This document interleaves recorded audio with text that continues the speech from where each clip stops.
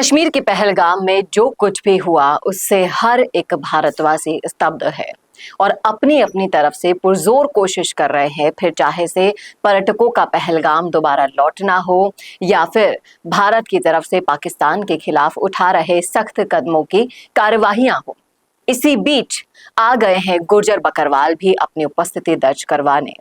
गुर्जर बकरवाल जो कि फौज के कान नाक आंख कहे जाते हैं, किस तरीके से उन्होंने अपनी उपस्थिति दर्ज करवाई और उसके बदले में उनको क्या मिला आज तक, करेंगे इसी मुद्दे पर चर्चा इस वीडियो में, इसलिए बने रहेगा आखिर तक हमारे साथ। नमस्कार, मैं हूं चेतना शर्मा, आप देखना शुरू कर चुके हैं संवाद भारत का भारत के लिए। तो सोशल मीडिया से मैं कुछ मुद्दे लेकर आती हूं आपसे चर्चा करने के लिए, और इसी बीच जब सोशल मीडिया पर तबाही मची हुई है, पहलगाम को लेकर अलग अलग तरीके के रिएक्शंस आ रहे हैं, उन्हीं के बीच में एक वीडियो मैंने देखा गुर्जर बकरवालों का। उन्होंने साफ साफ चेतावनी दी कि एक बार बस सरकार हम पर भरोसा करके हमारे हाथ में हथियार दे दे, तब इस आतंकवाद को असली मजा चखा दिया जाएगा। अब कोई आगे बढ़कर आप सरकार के लिए, पूरे देश के लिए, कश्मीर वासियों के लिए अगर ऐसा करने की हिम्मत जुटा सकता है तो वो ही है गुर्जर बकरवाल, जो सेना के अधिकारी खुद मानते हैं, फौज खुद मानती है कि वो हमारे आंख नाक कान है। लेकिन आज भी इतने गट्स होने के बावजूद, इतनी सहायता देने के बावजूद, आज भी उनको मिला क्या है? एक गुर्जर रेजिमेंट तक उनके लिए नहीं है। ये सवाल उस वीडियो के ऊपर गुर्जरों ने उठाया, जो मुझे लगा कि सबके सामने लाना जरूरी है, क्योंकि महत्वपूर्ण सवाल है। गुर्जर बकरवाल किस तरीके से सेना की हेल्प करते हैं, वहां पर लोकल उनकी मदद के बिना सेना और फौज कुछ नहीं कर पाएगी, ये 100% श्योरिटी मैं आपको देती हूँ, क्योंकि कई तरह के वीडियोस हैं, कई तरह के फौजी हैं जिन पर हम चर्चा कर चुके हैं, जिनसे फेस टू फेस हम बात कर चुके हैं।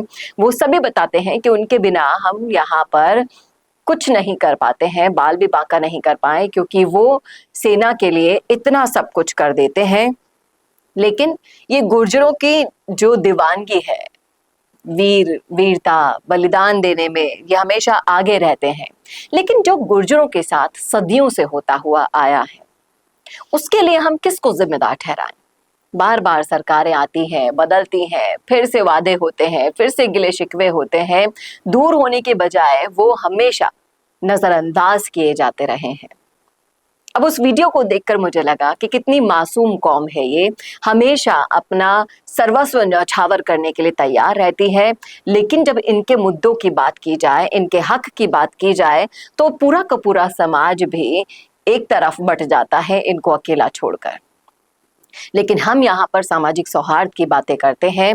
इसी सीरीज में जब मैं ये चाह रही हूँ कि इन चीजों पर भी फोकस होना चाहिए सरकार का, जब इतनी वीरता और बलिदान की इच्छा इस पूरी की पूरी गुर्जर जाति में मौजूद है, तो क्यों नहीं सोचा जाता उन जैसे लोगों के लिए जिन्होंने अपनी शहादत दी है आजाद कराने में भारत को, जिन्होंने सदियों से देश के लिए बलिदान दिया है, लेकिन फिर भी कहेंगे क्या इनको?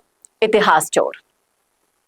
सुना होगा आपने, ये शब्द बहुत कॉमन है सोशल मीडिया पर। माफ कीजिएगा, मैंने ये शब्द इसलिए बोला है क्योंकि ये शब्द कतई इस समाज के लिए एप्लीकेबल नहीं है, और जो लोग ऐसे कहते हैं वो कुंठा से कहते हैं, द्वेष में आकर कहते हैं। लेकिन पढ़िएगा अंग्रेजों के जमाने की कहानियां, यवन मलेच्छ सब इनसे लोहा लेते थे और इनके सामने पिछड़ जाते थे। गुर्जरों ने हमेशा इन्हें अपने घुटनों पर लाकर खड़ा किया है, और फिर भी इन्हें मिला क्या? ना राजनीति में स्थान मिला, ना शिक्षा में इनके लिए कुछ अलग से हुआ है आज तक। आज भी अशिक्षा की कमी के कारण इनका नाजायज फायदा उठाया जाता रहा है, और अभी भी अपने अस्तित्व की लड़ाई के लिए ये लड़ते रहते हैं।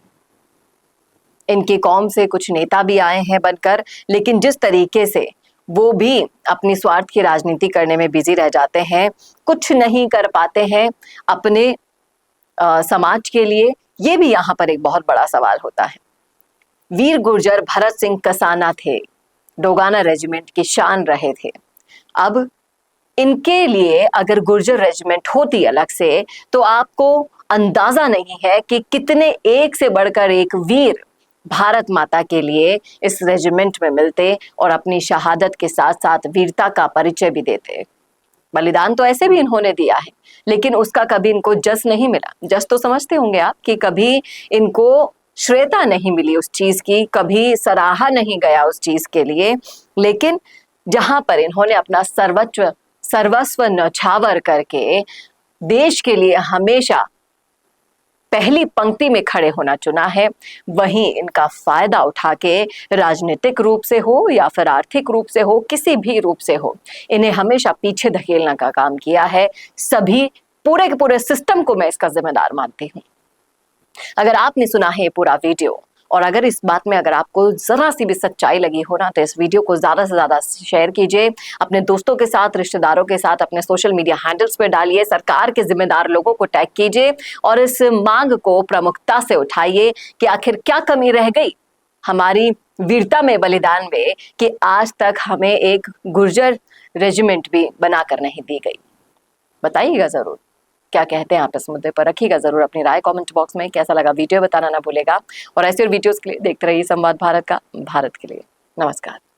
भारत का सबसे तेजी से बढ़ता हुआ डिजिटल न्यूज चैनल, जिसका परिवार 4,17,000 लोगों से भी ज्यादा बढ़ रहा है, वो संवाद न्यूज चाहता है हर जिले और हर राज्य में मीडिया पार्टनर्स। तो अगर आप बनना चाहते हैं संवाद न्यूज के पार्टनर्स, तो कांटेक्ट करें नीचे दिए गए नंबर्स पर। इसके अलावा अगर आप वीडियो एडिटर बनना चाहते हैं या फिर न्यूज इंडस्ट्री में बतौर इंटर्न सब सीखना चाहते हैं, तो संवाद न्यूज के जयपुर हेड ऑफिस में काम करने के लिए संपर्क करें स्क्रीन पर दिए गए नंबर पर।